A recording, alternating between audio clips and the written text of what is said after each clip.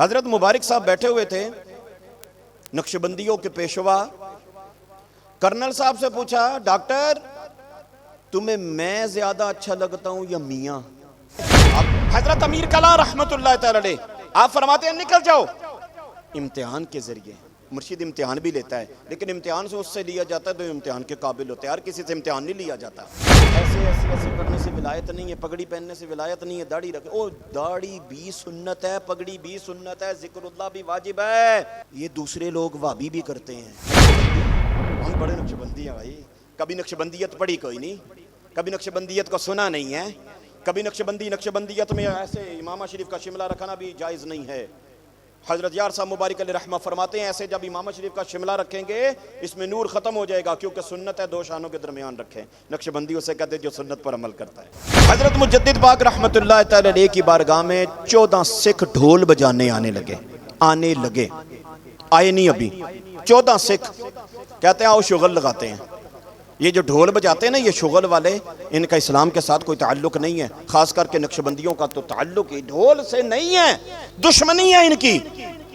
وہ سکھ 14 کہتے ہیں بابے تے شاہی کوئی نہیں، جو آج بھی ایک خبیث نکلا ہوا ہے۔ انہوں نے کیا کرنا ہے؟ انہوں کو بھی پتا تھا کہ بابوں نے کیا کرنا ہے، لیکن بابے کرتے ہیں اور بابے کرتے ہیں۔ جب یہ باپ کی حلال کمائی اور ماں کی حلال لوری کا صدقہ یہ ہوتا ہے جو سروں پر دستار آ جاتی ہے۔ اللہ الرحمن الرحیم اذهبوا فاخرجوا منهم من عرفتهم صدق اللہ العظیم وصدق رسوله النبی الکریم الامین ونحن على ذلك لمن الشاہدین والشاکرین والحمد للہ رب العالمین۔ ان اللہ وملائکتہ یصلون علی النبی یا ایہا الذین آمنوا صلوا علیہ وسلموا تسلیما۔ اللہم صل علی سیدنا ومولانا محمد وآلہ وعطرتہ بعدد کل معلوم لک۔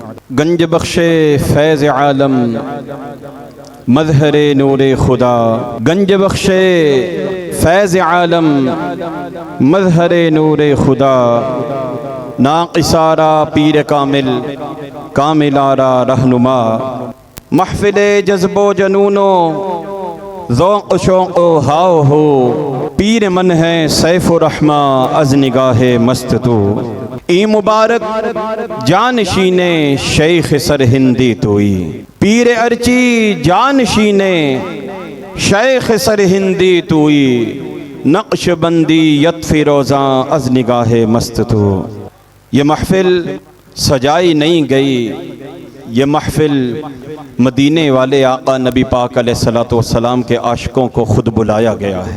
اس محلے کے اندر ہزاروں افراد ہیں، کیا پتہ ہم سے بھی بڑے عاشق ہوں، کیا پتہ ہم سے بھی بڑے متقی اور پرہیزگار ہوں، لیکن فخر محسوس کرتے ہیں کہ اللہ کے گھر میں بچے سے لے کر سفید داڑھی والے بابا جی تک اللہ نے اپنے خاص مہمانوں کو اپنے نبی کا میلاد عطا فرمایا ہے۔ یہ باپ کی حلال کمائی اور ماں کی حلال لوری کا صدقہ یہ ہوتا ہے جو سروں پر دستار آ جاتی ہے۔ یہ میلاد ہر بندہ منا نہیں سکتا، خدایا تیرا شکر ہم ان میں سے نہیں ہے جو نبی کو نور نہیں مانتے، خدایا تیرا لاکھ شکر کہ ہم ان میں سے نہیں ہیں کہ جو تیرے نبی کے میلاد کو بدعت مانتے ہیں۔ یا اللہ تو نے ہم پہ کرم در کرم کیا ہے، پہلے کرم اتنا کہ تیرے مصطفیٰ ہمیں دے دیے، پھر کرم پہ کرم کہ تو نے اپنے یار غار عمر بن خطاب و عثمان و علی جیسے صحابہ کرام کی محبتیں ہمارے سینوں میں ڈال دی، پھر تو نے کرم کیا کہ سرکار کی 4 بیٹیوں کی محبت بھی ہمارے سینوں میں ڈال دی، پھر تو نے کرم کیا کہ ہمیں امیر کلاں کا پیارا شہزادہ بہاؤدین شاہ نقشبند عطا کر دیا، پھر کرم در کرم کہ ہمیں وہ ہستی عطا فرمائی۔ آپ میں سے کچھ لوگوں نے تو انہیں نہیں دیکھا، اس محفل کی صدارت پیر طریقت رہبر شریعت خلیفہ عصر حاضر حضرت خلیفہ احمد علی سیفی صاحب دامت برکاتہم العالیہ فرما رہے ہیں۔ یا انہوں نے دیکھا ہے یا ہم نے دیکھا ہے یا صغیر بھائی نے دیکھا ہے کہ اس مجدد کا دور جس مجدد نے میں مسجد میں کھڑا ہوں، ایک نہیں، دو نہیں، 100 نہیں، کئی ہزار مرتبہ اپنے لجپال نبی سے مصافحہ کیا ہے کھلی آنکھوں کے ساتھ. آپ اس کے پوتے ہیں. حضرت امام جلال الدین سیوطی رحمت اللہ تعالی علیہ کو 75 مرتبہ دیدار مصطفیٰ ہوا ہے.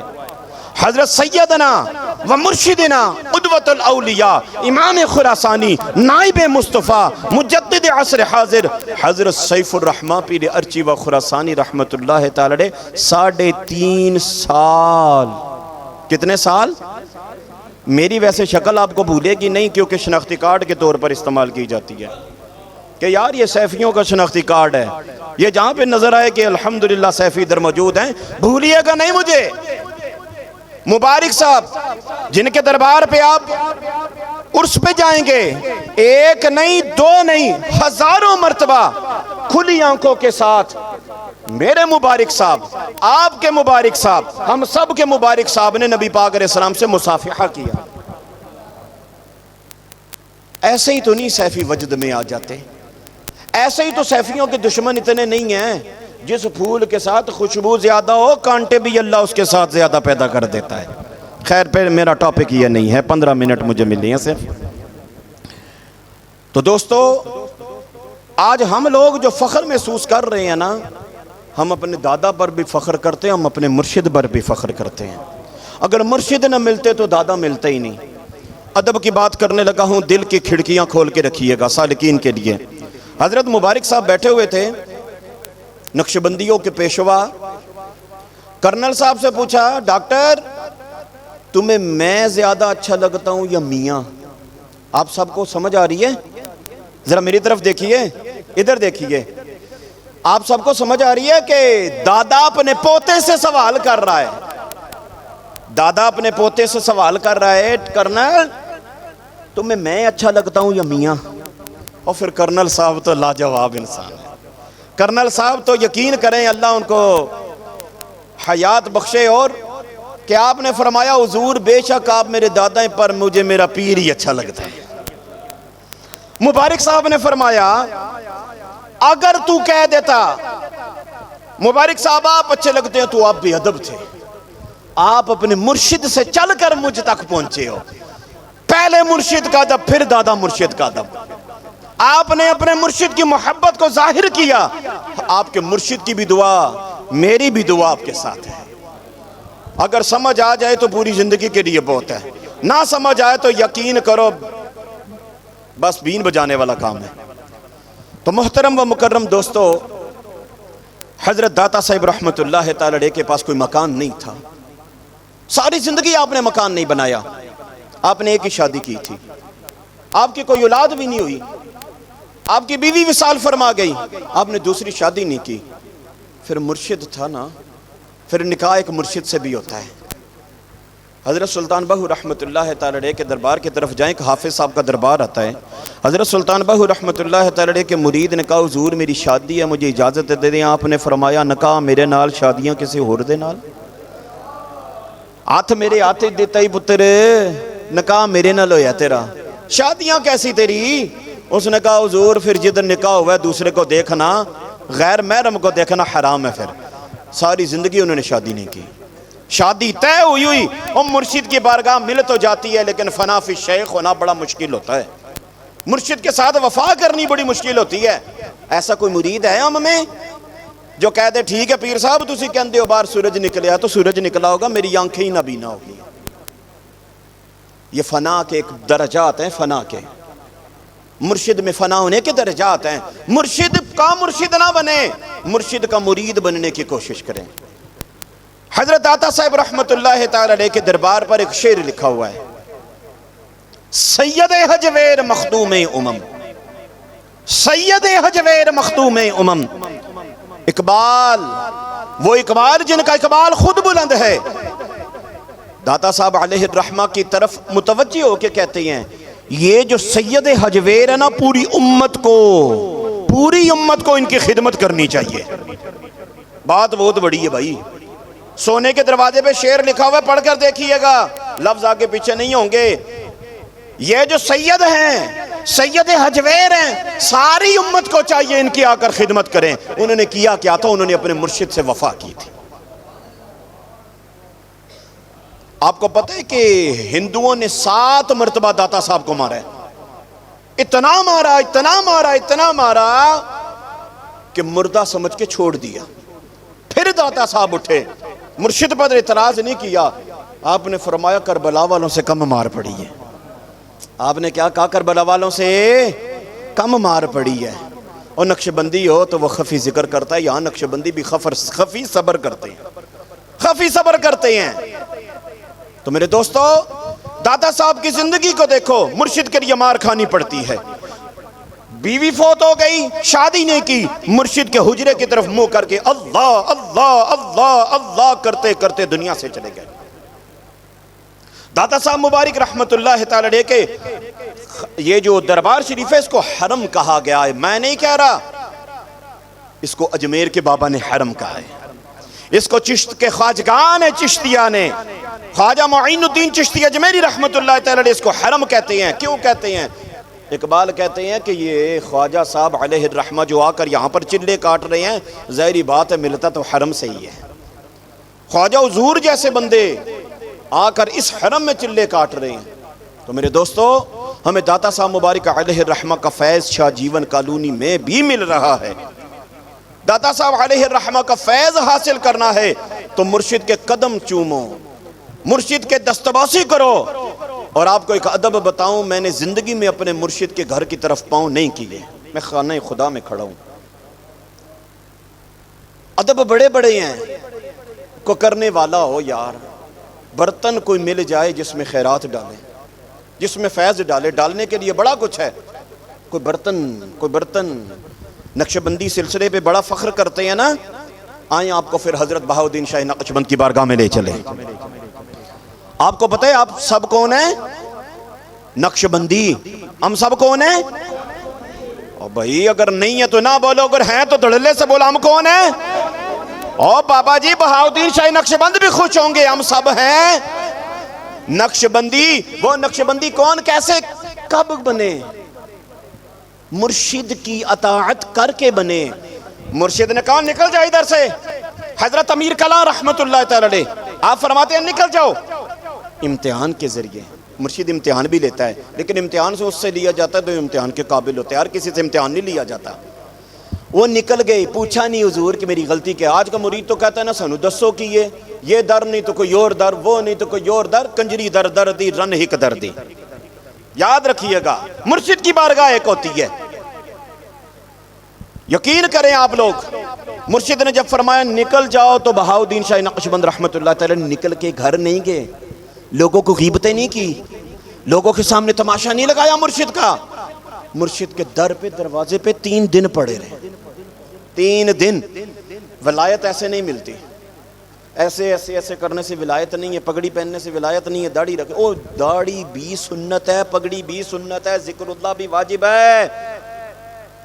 یہ دوسرے لوگ وابی بھی کرتے ہیں،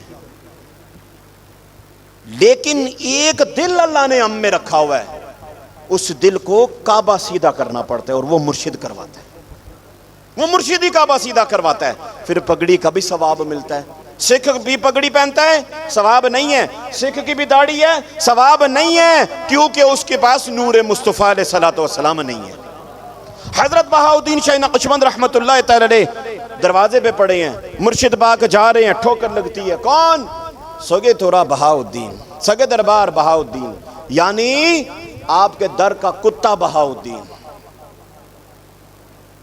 نقشبندی، ہم بڑے نقشبندی ہیں بھائی، کبھی نقشبندیت پڑھی کوئی نہیں، کبھی نقشبندیت کو سنا نہیں ہے، کبھی نقشبندیت میں ایسے امامہ شریف کا شملہ رکھنا بھی جائز نہیں ہے۔ حضرت یار صاحب مبارک علیہ رحمہ فرماتے ہیں ایسے جب امامہ شریف کا شملہ رکھیں گے اس میں نور ختم ہو جائے گا، کیونکہ سنت ہے 2 شانوں کے درمیان رکھیں۔ نقشبندی اسے کہتے ہیں جو سنت پر عمل کرتا ہے۔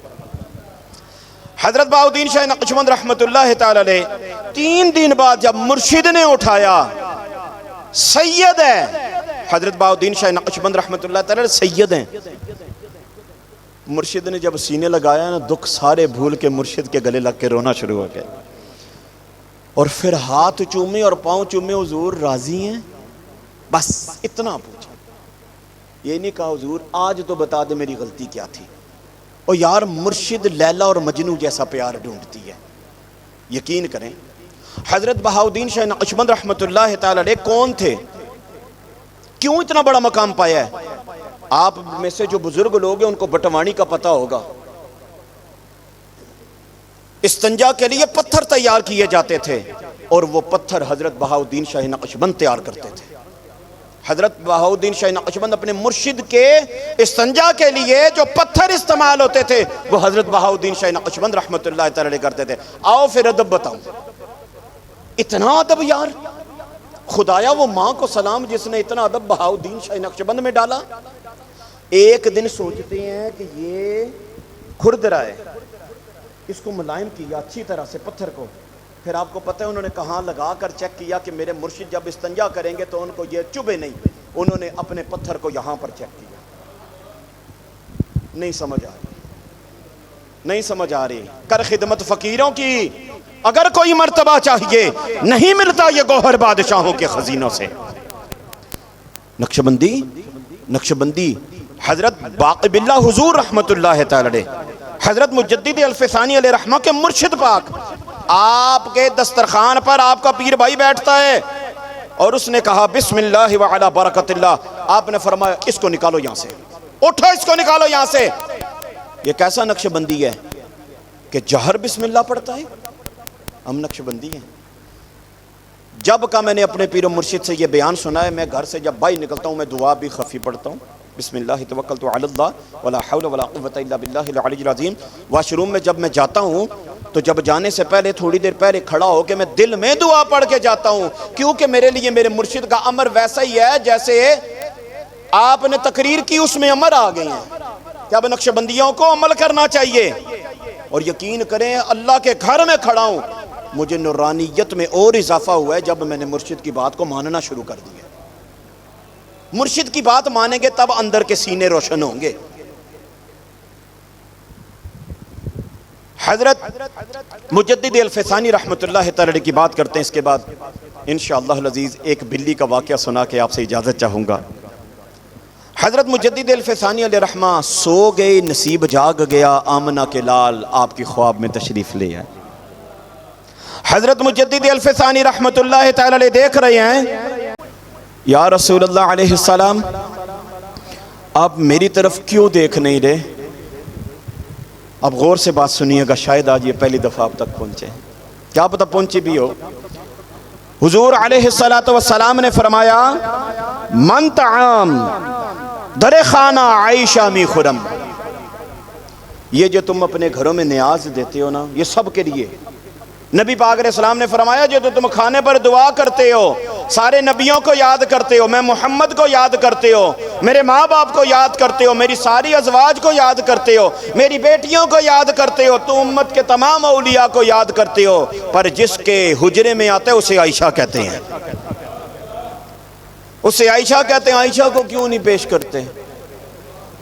اللہ کو سمجھ میں آئی کہ حضرت مجدد الفسانی علیہ رحمہ فرماتے ہیں کہ زندگی کا مشغول بن گیا کہ سب سے پہلے نبی پاک علیہ السلام کی بارگاہ میں محفل کا ثواب پیش کرنا ہے، تمام انبیاء کرام علیہ السلام کی بارگاہ میں، نبی علیہ السلام کے پاک والدین کریمین، نبی پاک علیہ السلام کی ازواج مطہرات، نبی پاک علیہ السلام کی آل پاک، اور خصوصاً بالخصوص جس حجرے میں ہمارے نبی، آپ کے نبی لجپال، نبی مختار، نبی مشکل کشا، نبی سید الابرار، نبی محمد مصطفیٰ علیہ السلام آرام فرما رہے ہیں، اسے حجرہ عائشہ کہا جاتا ہے۔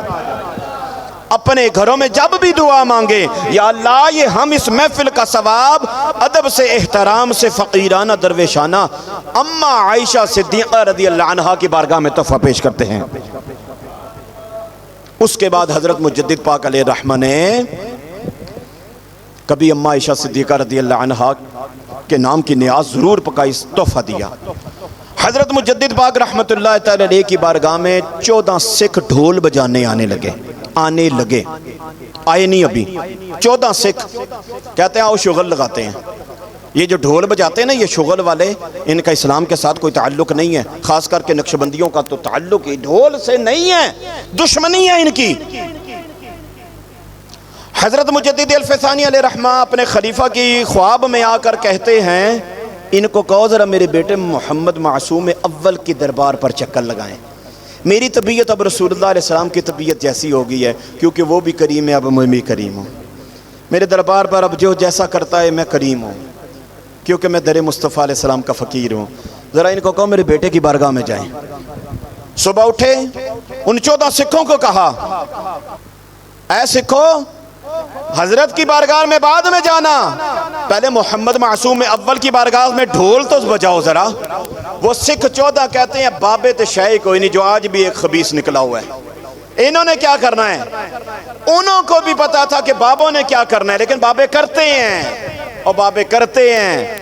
جب محمد معصوم اول رحمت اللہ تعالی علیہ کی بارگاہ میں انہوں نے جا کر ڈھول بجایا، ڈھول بجانے کی آواز بند ہو گئی. خلیفہ صاحب اندر آئے، کیا دیکھتے ہیں کہ 14 کے 14 لاشیں پڑی ہوئی ہیں. کیا سمجھتے ہیں بابے شاہی کوئی نہیں؟ اور بابے پھر بدلہ لینا ڈاڈا جانتے ہیں.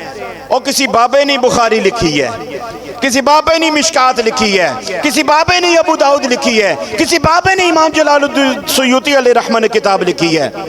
بابوں نے کتابیں لکھی ہیں. تو میرے دوستو، ہمیں حضرت بہاؤالدین شاہ نقشبند رحمت اللہ تعالی علیہ کی جو اصل طریق ملے گی، آگے پیچھے جانے سے نہیں، وہ اپنے مرشد کی محفل سے ملے گی. اپنے مرشد کے علاوہ کسی کے پاس نہ جائیں. مرشد جہاں لے کر چلا جائے اندھے بن کے چلے جائیں. مرشد جدھر جدھر پھرتا جائے اندھے بن کے پھرتے رہیں. مرشد جدھر جدھر نچاتا جائے اندھے بن کے ناچتے رہیں. لیکن مرشد کا پلہ چھوڑ کر کسی اور کی بارگاہ میں جائیں گے، نہ ادھر کے رہیں گے نہ ادھر کے رہیں گے. کبھی بھی فیض نہیں ملتا اس بندے کو جو مرشد کے اندر تانا زنی کرے، جو مرشد میں نکتہ چینیاں نکالے. آپ کو بہاؤالدین شاہ نقشبند رحمت اللہ تعالی علیہ کا واسطہ ایک بات کہنے لگا ہوں ادب کی. یہ میں نہیں، جو بھی کسی پیر خانے کا مرید ہے، یہ مرشد کے پاؤں کے نیچے چادر رکھا کریں. اس کی وجہ کیا ہے؟ وجہ بتاؤں آپ کو. حضرت امام شافعی رحمت اللہ تعالی علیہ اور ان کا ایک شاگرد بیٹھا ہوا ہے، دونوں بیٹھے ہوئے ہیں. شاگرد نے کہا یا امام، میں جو چیز یاد کرتا ہوں بھول جاتا ہوں، جو یاد کرتا ہوں بھول جاتا ہوں، حدیث یاد کرتا ہوں بھول جاتا ہوں، قرآن یاد کرتا ہوں بھول جاتا ہوں. آپ نے فرمایا گناہ کم کیا کرو.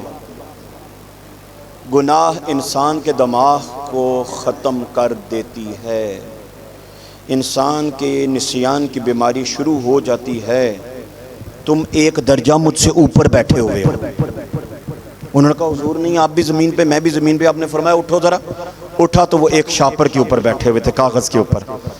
ایک کاغذ باریک سا، معمولی سا، کیونکہ ادب والوں سے ہی ملے گا. میں یہ لچے دار تقریر کرنے تو آیا نہیں ہوں، ٹھیک ہے جی.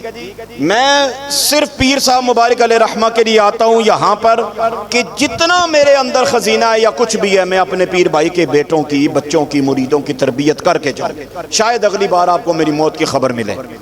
خالصتاً اللہ یہاں پر آتے ہیں اللہ کی رضا کے لیے. اب رہا غیب کا علم، اس کے بعد اللہ حافظ، کیونکہ میں دوسری بات نہیں کروں گا. حاجی اسماعیل اپنی کتاب کے اندر لکھتے ہیں، میں مدینہ شریف میں موجود تھا. کھانے کا ٹائم ہوتا تو ایک بلی میرے پاس آ جایا کرتی، کھانا کھاتی. 3 دن میرے رہ گئے کیونکہ میں مدینہ شریف سے اب رخصت ہونے لگا تھا. چھوڑ کر جانا یہ بے ادبی کا لفظ ہے، رخصتی کا لفظ. ادب ڈھونڈا کرے، لفظ ڈھونڈا کرے، الفاظ ڈھونڈا کرے. مرشد کے لیے بھی حضور مجھے اجازت ہے، یہ لفظ ہے. حضور میں چلا جاؤں، یہ بے ادبی ہے. 3 دن رہ گئے تھے کہ وہ بلی آئی دسترخوان کے اوپر. دل میں سوچتے ہیں یہ بلی اب مجھ سے محبت کرتی ہے. لوگ یہاں سے عطر لے کر جاتے ہیں، کھجورے لے کر جاتے ہیں، پانی لے کر جاتے ہیں. میں انڈیا جاؤں گا نا تو اس بلی کو ساتھ لے جاؤں گا. ابھی وہ سوچ رہا ہے، او ملا غور سے سنی، یہ تیرا اسماعیل ہے. ابھی انہوں نے دل میں سوچا، بلی نے کھانے سے منہ پرے کر لیا. لگتا ہے سو گئے ہیں. نہیں سو گئے ہیں، میرے خیال میں سو گئے ہیں. بلی کو غیب کا علم تھا، بلی کو پتا چل گیا یہ مجھے جدا کرنے لگا ہے. بلی نے کھانا چھوڑ کر چلی گئی. حاجی اسماعیل جو ہر نماز کے بعد نبی پاک علیہ الصلوۃ والسلام کے پاک روزے پہ جالیوں کے سامنے سلام کر کے جاتے، کیا دیکھتے ہیں کہ جالیوں کے پاس وہی بلی بیٹھی ہوئی ہے۔ تو میرے نبی کے علم کو چھیڑتا ہے، اور نہ کر تیری نسل چھیڑ کے رکھ دیں گے۔ اور دیوانے جو ہے نا لبیک والے، اور پھر ہوں بھی سیفی، اور جن کے بابے نے 440 کا جھٹکا پہلے ہی دیا ہو، پھر اوپر سے ختم نبوت کا معاملہ آ گیا ہو، یہ سیفی ہیں ایسے کہ نقشبندیت ہونا ان کے اوپر فرائض سارے انجام دیتے ہیں۔ میرے دوستو، جب وہ بلی ایک بار دیکھا نماز کے بعد بیٹھی ہوئی ہے، انہوں نے کہا شاید ویسے ہی بیٹھی ہوئی ہے۔ دوسری نماز میں آئے تو بلی وہیں پر بیٹھی ہوئی، کہتے ہیں شاید کہ یہ بلی آتی یہی ہے، رہتی یہی ہے۔ آخری سرکار کو سلام کر کے میں چلا جاؤں گا۔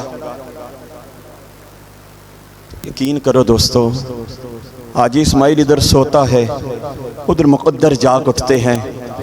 نبی پاک صاحب الولاق جب تشریف لاتے ہیں، کہتے ہیں وہ حاجی اسماعیل تو اس قابل نہیں تھا کہ میں تیری خواب میں آتا۔ حاجی اسماعیل تیری اتنی اوقات نہیں تھی کہ میں تیری خواب میں آتا، لیکن مجھے آنا پڑ گیا۔ میرے شہر کی بلیوں کو تنگ کرنا چھوڑ دے۔ حضور بلی؟ یہ تو مجھے پتا تھا، آپ کو کیسے پتا؟ آپ نے فرمایا جس بلی کے سامنے بیٹھ کر تو دل میں سوچ رہا تھا نا، وہ اس ٹائم کی آ کر بھوکی پیاسی رو رہی ہے، بلک رہی ہے، یا رسول اللہ یہ مجھے آپ کے در سے جدا کرنے والا ہے، حضور کچھ کیجئے، حضور کچھ کیجئے۔ تو مجھے تیری خواب میں آ کر بتانا پڑا کہ میری اس بلی کو لے جانے کی خواہش ختم کر دے اپنے آپ سے۔ تو کہتا ہے نبی کو غیب کا علم نہیں تھا؟ شرم آنی چاہیے۔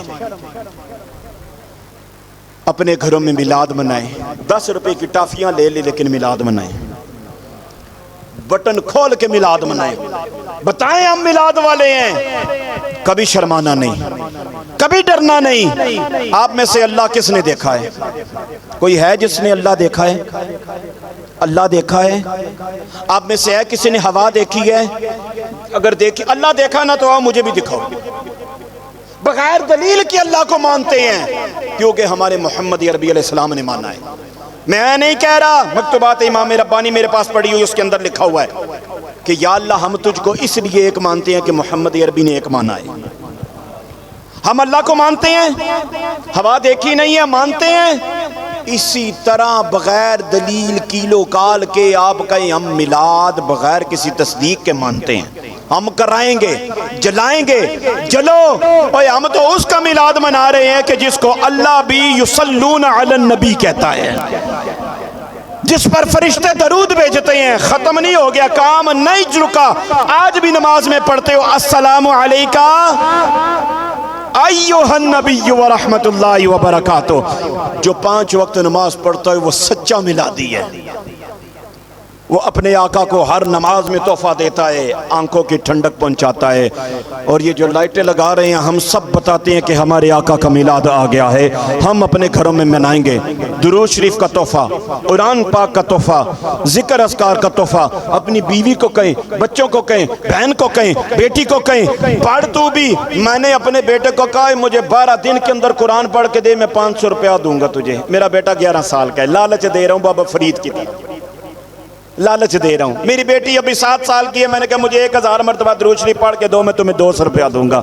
اس نے اسی وقت تسبیح اٹھا لی ہے۔ لالچے دیں، ولی بن جاتے ہیں، الحمدللہ اس کا کام ہے ولی بنانا۔